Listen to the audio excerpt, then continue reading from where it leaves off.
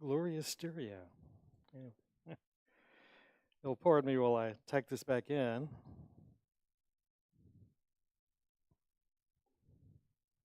There we go. Okay. Well, welcome. Good morning. And good morning, everybody here in the auditorium. And also, good morning to everybody who is watching us on stream, whether it's live on a Sunday morning or you're watching at another time at your convenience. Glad to have you. And as we mentioned, this summer we're studying the book of Daniel, chapter at a time.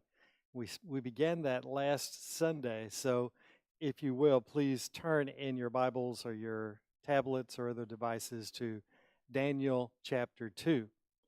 As we discussed last week, the book of Daniel is set at a time uh, where the kingdom of Judah and the Israelites basically have come to an end of prosperity and actually existence as a kingdom.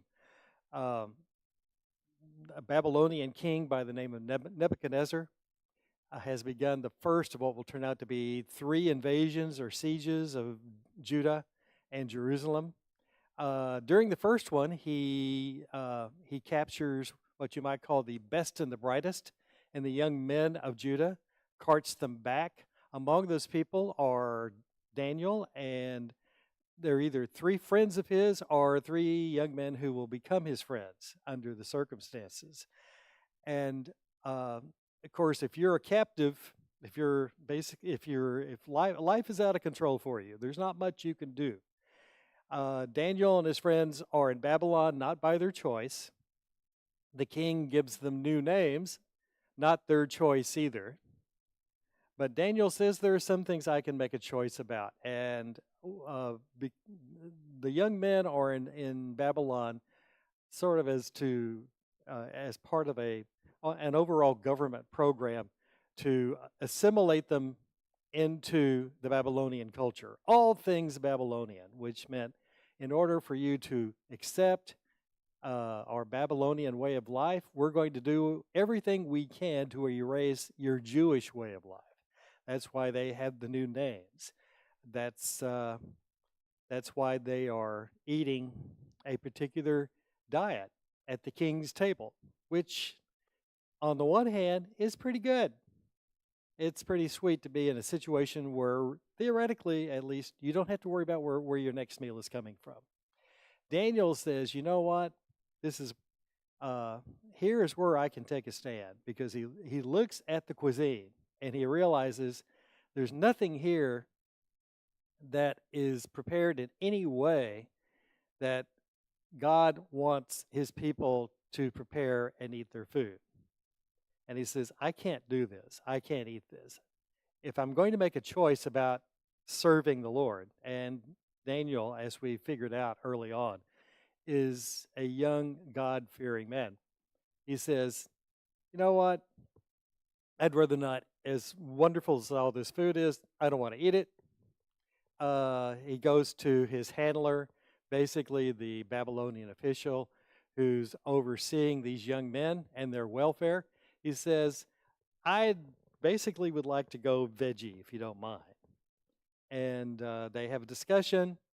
The concern from Daniel's handler is, well, if you go strictly on vegetables and water, it's going to affect your health. You're going to look awful, and the king will have my head because of this. I don't know if I can do this. So Daniel says, put me to the test, put us to the test, because his friends also have signed on this deal. It says, let me make you a deal. Try us for a period of time, give us nothing but vegetables and water, and see what happens. And if we really do look terrible at the end of that test period, no, the problem solved. We'll go on the diet, but otherwise, try us out. So that's what they do. And not only do Daniel and his friends come through, and they remain well fed and well nourished, but they look better nourished and better fed. In fact, depending on which Bible translation you read, chapter 1 informs us that Daniel and his friends basically were fatter. than the other young men who were eating at the king's table and eating the king's cuisine. So early on, we see where Daniel, in a small choice, basically, chooses to place his faith in God.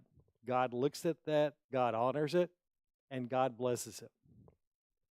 That's going to be a recurring theme here in a lot of these stories of Daniel. And that was chapter 1. But now we move on to chapter 2. Daniel's still in Babylon. We don't know how much time later after the events at the dinner table take place. But the scene now shifts to King Nebuchadnezzar himself. And as I was reading this chapter, I was reminded of I'm sure a lot of us are familiar with the name Gordon Lightfoot. You know, he died just a few weeks ago. One of his most famous songs was "If You Could Read My Line." You know, if you could, and the opening lyrics kind of ran through my head. If you could read my mind, love, what a tale my thoughts could tell. And that's kind of if there was a kind of a recurring musical theme for chapter 2, it might be that particular song, because Nebuchadnezzar is going to have a dream. And he's going to indulge in a little bit of mind reading exercises with some key officials here. Anyways, let's get into chapter 2 in the opening verses. In the second year of his reign, Nebuchadnezzar had dreams. Before we move on to what the dream is, or the fact that he had a dream, let's talk about that second year of Nebuchadnezzar's reign. Basically, Nebuchadnezzar, at this stage in his life, he's a young man, relatively young man. In fact, when he conducted the first of his sieges against Jerusalem, the one where he captured Daniel and his friends and took them back,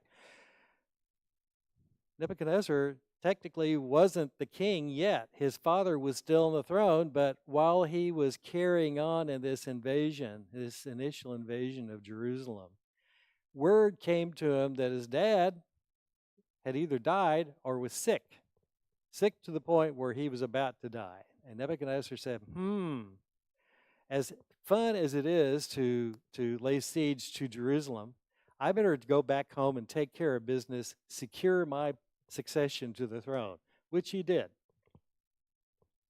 So it's not much later after the events of chapter 1. Nebuchadnezzar is in the second year of being king of Babylon. And one evening, Nebuchadnezzar has dreams. His mind was troubled, and he could not sleep. I don't know about you, but I speak for a lot of us. We know that we dream during the night, but when we wake up, it's very rare that we can remember what our dreams were about. You know, it's just something. It's just, I dreamed about this, that. Oh, yeah, I was doing something embarrassing there. And I was, some of us have anxiety dreams where you just, one of the favorite anxiety dreams is that you're back in high school or college, you're in a classroom, and it's test time, and you haven't studied for the test. And they're handing out the test papers, and you're supposed to take the test, and you're not ready. What are you going to do? Oh my gosh. It's that point where you wake up. Oh, whew, what a relief. It was only a dream. Well, Nebuchadnezzar has something much more vivid than this. In fact, we don't know how often he had this dream, whether he had it several times or once, but whatever it was enough where it interrupted his sleep. And he woke up. Basically, if you have a good night's sleep during the night, that's essential to being refreshed for the day to come. He was anything but refreshed. His mind was troubled. In fact, he either couldn't sleep because of the dream or he had trouble getting back to sleep after he has it. So, verse 2, the king summoned the magicians, enchanters, sorcerers, and astrologers to tell him what he had dreamed. This is Nebuchadnezzar's brain trust. All these guys, these magicians, enchanters, sorcerers, astrologers, these are folks that they're your run-of-the-mill occultists who indulge in all these occult arts with the idea of determining and predicting, hey, king, this is what's going to happen to you down the road. Okay, well, if that's their job, maybe they can tell you what this dream is about. Now he summons the brain trust, and I don't think this was, these guys got a call in the office later in the morning and said, "Hey, the king would like to see you. We're wondering if you could, 3 o'clock will work for you. Do you have an opening there? Maybe today or tomorrow?" Nothing like that. I'm pretty sure when he summons the brain trust, it's like, "I want you in my bedchamber now." Immediately. He interrupts them from their sleep.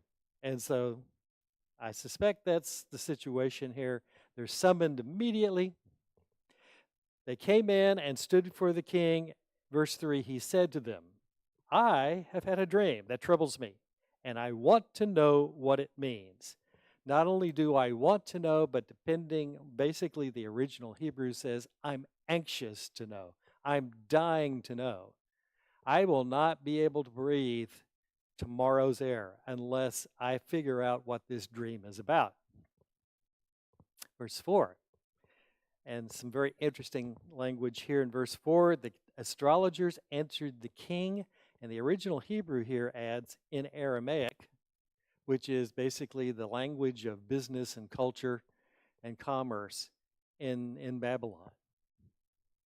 And it's interesting that in the original manuscript for Daniel, it's at this point that the language in the original manuscript for Daniel switches from Hebrew to Aramaic, and it remains in the Aramaic language until through the end of chapter 7. Little trivial note, something you can amaze your friends with if you ever talk about the book of Daniel. But anyway, the brain trust answers, "May the king live forever. Tell your servants the dream, and we'll interpret it." Well, that sounds like a reasonable course. Yeah, if you're going to talk to somebody about, "I had this weird dream." Well, tell me about it. Okay, that's reasonable. But watch what the king replies with in verse 5. The king replied to the astrologers, "This is what I have firmly decided. If you do not tell me what my dream was and interpret it, I will have you cut into pieces and your houses turned into piles of rubble. I'm going to make your houses an ash heap, and that's going to be the least of your troubles. But if you tell me the dream and explain it, you will receive from me gifts and rewards and great honor. So tell me the dream and interpret it for me." Read my mind is what Nebuchadnezzar is saying. Your first thought is, the man must be out of his mind. But hey, wait a minute. Maybe Nebuchadnezzar is starting to figure some things out. If these guys are worth their salt, if these guys can actually do amazing things like tell the future, which nobody really knows about, if they've got a handle on that, surely they can tell me what my dream is rather than my telling them. Well, this is not part of the game plan for the brain trust here.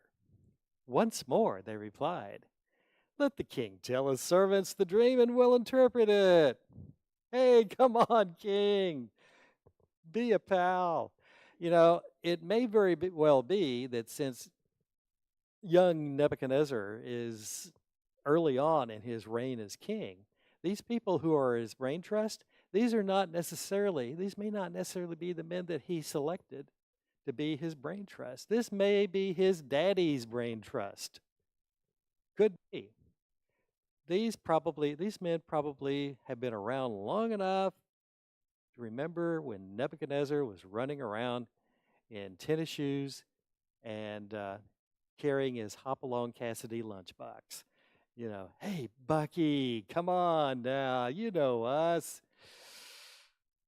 King's not playing along.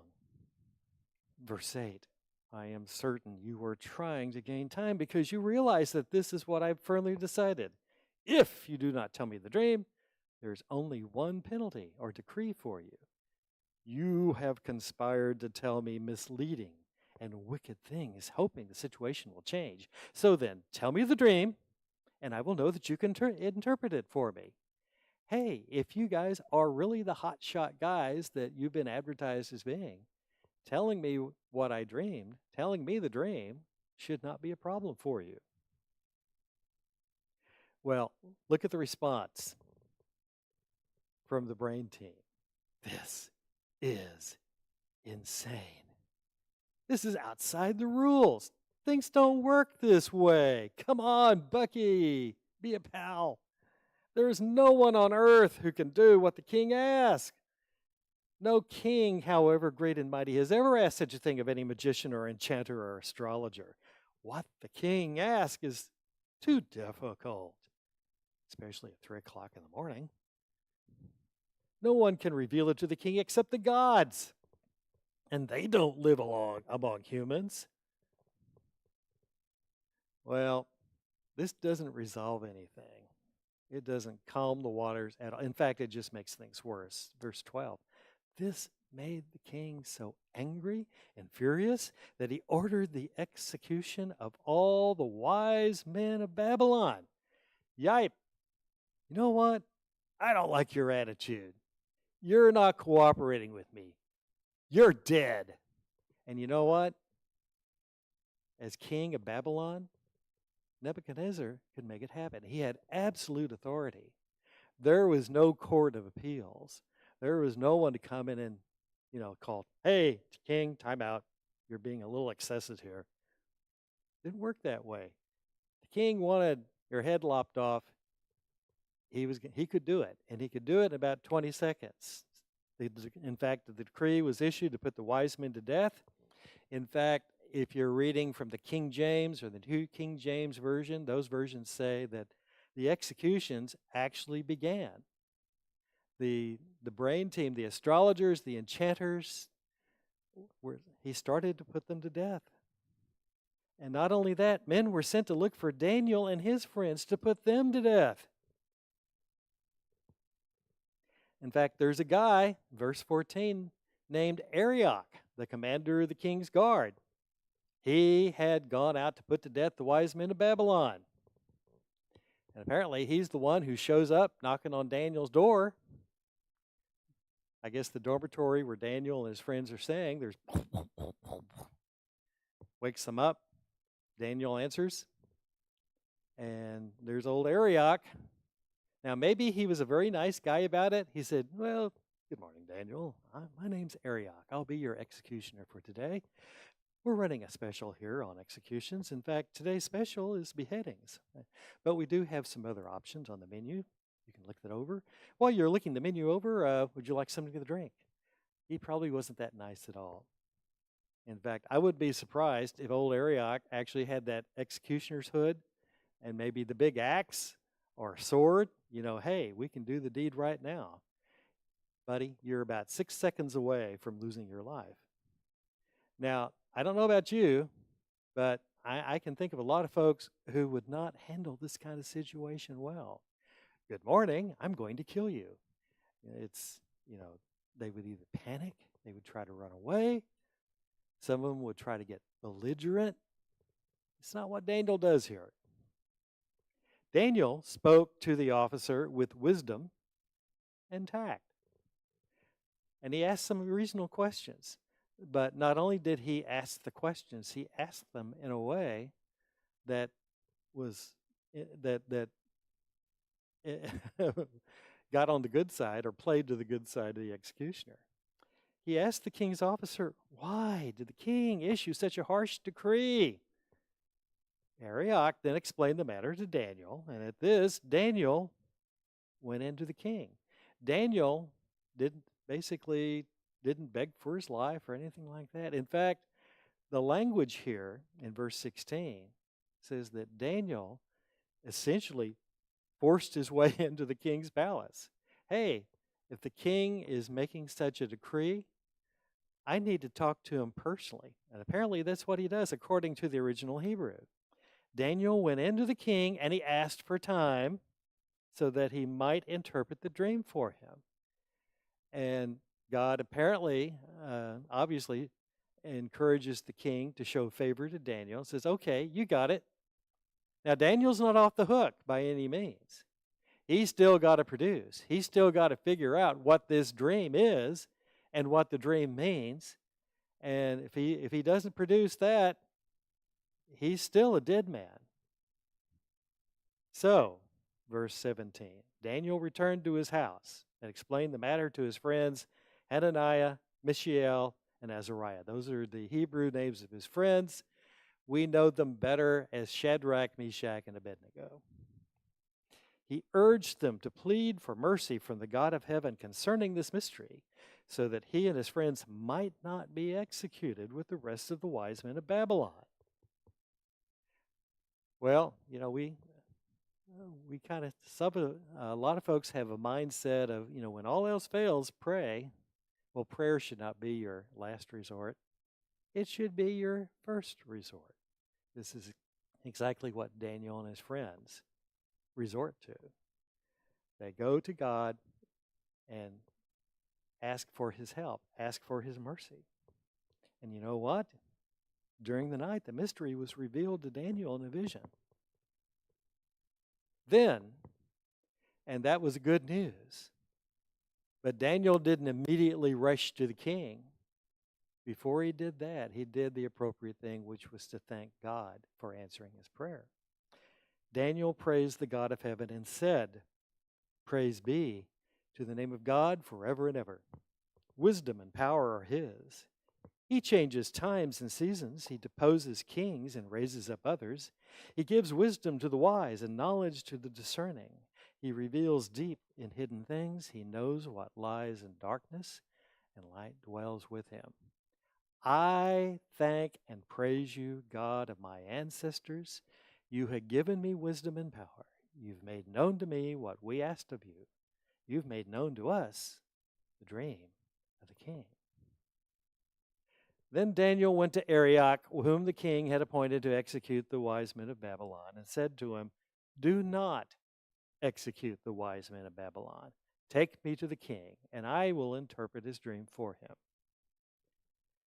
Now, Daniel's already interceded with the king and said, "Give me time to determine and figure out what your dream is about." But Arioch, he's playing for a little bit of glory himself. He makes this lame attempt to take credit for the solution to all this trouble. He took Daniel to the king at once and said, "I have found a man among the exiles from Judah who can tell the king what his dream means. Hey, kingy, here's Daniel. And by the way, I got to talk to him, and it's, if everything turns out okay, I found him." Of course, the downside of that was if Daniel had failed, what would have happened to Arioch?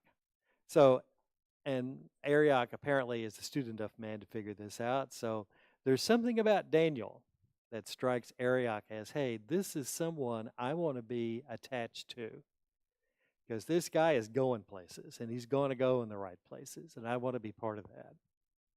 I imagine that's what's going through his mind. So the king asked Daniel, who's also called Belteshazzar. As we know, that is the name. That's the Babylonian name that the king gave Daniel. So the king asked, "Are you able to tell me what I saw in my dream and interpret it?" Daniel, and look at the response from Daniel. As Daniel is very careful to give proper attribution to the source of the solution of everything. He replied, "No wise man, enchanter, magician, or diviner can explain to the king the mystery he's asked about. But there is a God in heaven who reveals mysteries. He has shown King Nebuchadnezzar what will happen in days to come. Your dream and the visions that passed through your mind as you were lying in bed are these," and here's the dream. "As your majesty," and depending on your translation, Your Majesty reads as you, O king. But as your Majesty was lying there, your mind turned to things to come, and the revealer of mysteries showed you what is going to happen. As for me, this mystery has been revealed to me, not because I have greater wisdom than anyone else alive, but so that your Majesty may know the interpretation and that you may understand what went through your mind. Your Majesty looked, and there before you stood a large statue, an enormous, dazzling statue, awesome in appearance. The head of the statue was made of pure gold, its chest and arms of silver, its belly and thighs of bronze, its legs of iron, its feet partly of iron and partly of baked clay. While you were watching, a rock was cut out, but not by human hands. It struck the statue on its feet of iron and clay and smashed them. And the iron, the clay, the bronze, the silver, and the gold were all broken to pieces and became like chaff on a threshing floor in the summer. Those of us who've studied the Old Testament are very familiar with what threshing floors are all about and about what chaff is and separating the wheat from the chaff and so forth. This once mighty statue broken into pieces. It's like Humpty Dumpty. Nobody was able to put Humpty together again. This is the same holds true for the statue. It blows away. It's in so many pieces. The wind swept them away without leaving a trace.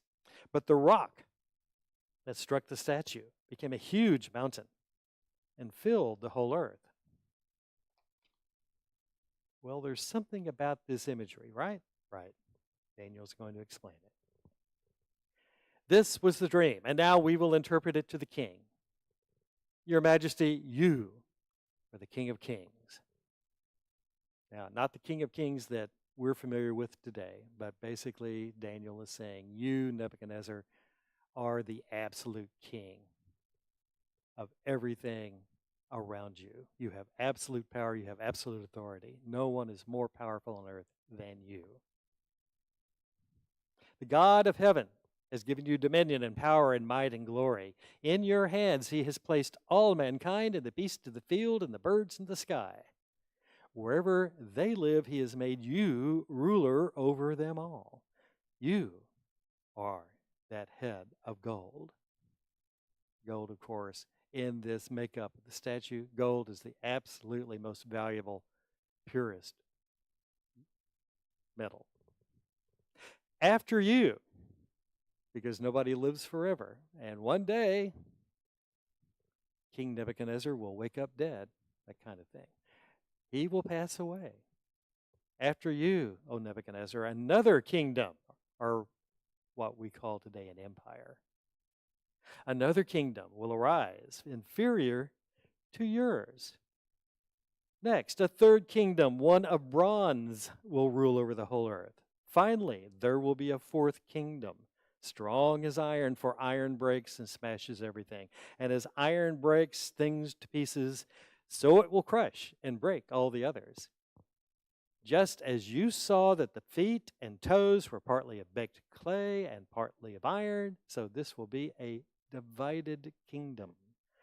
Yet it will have some of the strength of iron in it, even as you saw iron mixed with clay.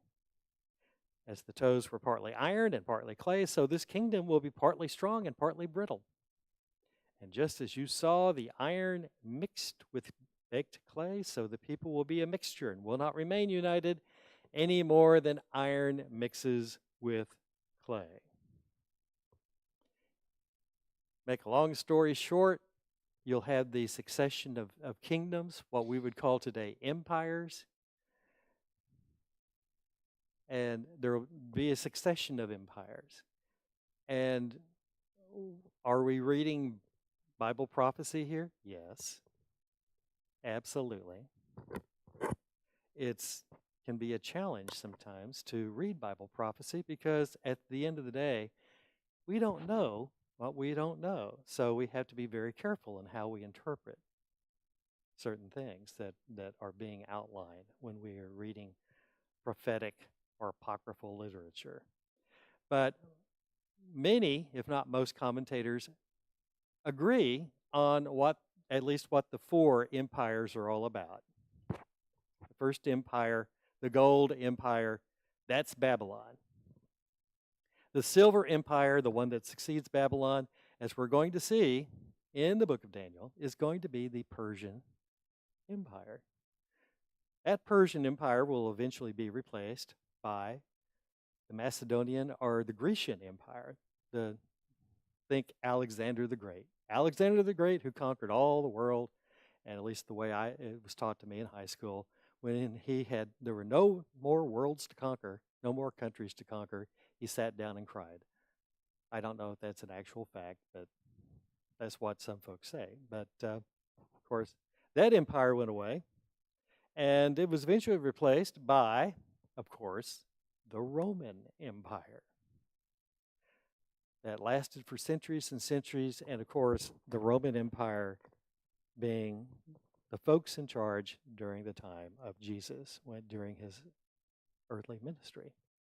Now, interestingly about these empires, each successive empire, in general, lasted longer than the original Babylonian Empire.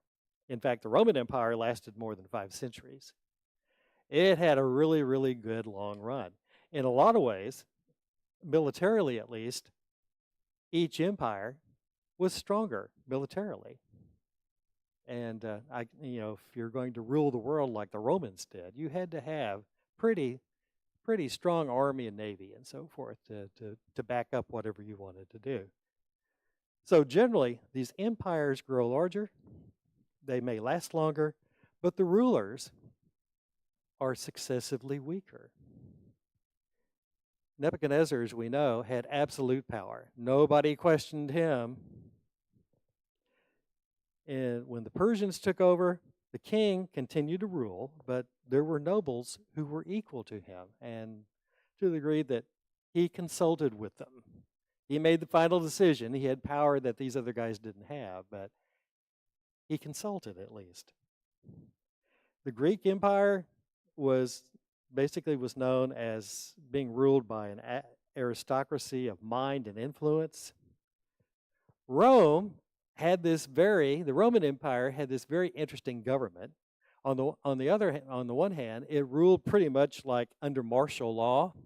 And for those of us who've been watching The Chosen, those episodes, yeah, they were like that. They could come in and make life miserable for the people who were subjugated. But Rome ruled under what some folks called democratic imperialism. They were military dominant, but they were dependent upon the type of or the amount of army that they were able to impose on the citizenry. And basically, it was either you saw elements of democratic law, you also saw a lot of martial law. So those are the first 4 empires that most commentators, most experts agree on. What about that 5th empire? Well, take your pick. And some folks have. There are some folks who have looked at certain empires or dictators throughout history, and they said that's that 5th empire. Maybe, maybe not. But there's no question as to what that rock is all about. Because Daniel, continuing with what Daniel says, in the time of those kings, the God of heaven will set up a kingdom that will never be destroyed, nor will it be left to another people. It will crush all those kingdoms and bring them to an end, but it will itself endure forever. This is the meaning of the vision of the rock cut out of a mountain, but not by human hands, a rock that broke the iron, the bronze, the clay, the silver, and the gold to pieces. Remember how that dream went. It was the rock that struck at the base of the statue, and the entire statue comes tumbling down. All these man-made empires, all these man-made ambitions come to nothing. The rock causes the collapse of all human empires. At the very end, God will rule. The great God has shown the king what will take place in the future. The dream is true, not just true, but it's certain, as in, this is how it's going to happen. And its interpretation is trustworthy. So basically, we have all these. We have this the kind of a short course in human history and world history. We got the short course of the successive of these major empires. What number 5 is, we don't know. You can have a nice dinner table discussion about what it is or who it will be. You know, that 5th empire may be waiting to happen. But it really is irrelevant because whatever it is, it has been or it will be destroyed along with the rest of the empires. They'll be turned into dust by the kingdom of God, this rock, not made by human hands. The work of God will eventually overcome and overwhelm the work of humans. So that's the dream, that's the interpretation. Look at Nebuchadnezzar's response. The most powerful man in the world at the time. What does King Nebuchadnezzar do?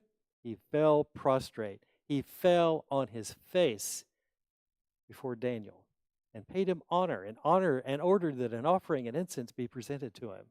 The king said to Daniel, "Surely your God is the God of gods and the Lord of kings and a revealer of mysteries, for you were able to reveal this mystery. Daniel, you have done what none of the other wise men in my court were able to do. You not only told me the dream, but you were able to interpret it in a way that makes absolute sense." Not only is the king thanking Daniel and praising him, he does more than that. Verse 48, the king placed Daniel in a high position and lavished many gifts on him. He made him ruler over the entire province of Babylon, placed him in charge of all its wise men. Not only that, not only does Daniel get kicked upstairs, so to speak, he gets a nice promotion. I bet he even got a corner office. What do you think? Who knows? And a direct line to the coffee bar. Not only that, at Daniel's request, the king appointed Shadrach, Meshach, and Abednego administrators over the province of Babylon, while Daniel himself remained at the royal court. Once again, God shows out in the life of Daniel and Shadrach, Meshach, and Abednego because they placed their trust in God in a moment of crisis, and as well as in every other moment that during their lives. God honors them. God blesses them. I think that's one of the takeaways, that if we place our reliance and our trust in God, God will not let us down. He will bless us. He certainly will give us everything we need, but sometimes he can surprise us by giving us other things as well. And of course, things that we can enjoy, but also when God gives us stuff like that, it's also for the purpose of helping carry out the work and the plans that he has envisioned for us. So once again, a happy ending for Daniel and his friends. And I'd like to say that, hey, King Nebuchadnezzar, instant convert, total believer in God. Well, he had a reverent moment this particular night. But next week, as we get into chapter 3, there's going to be another story about another statue.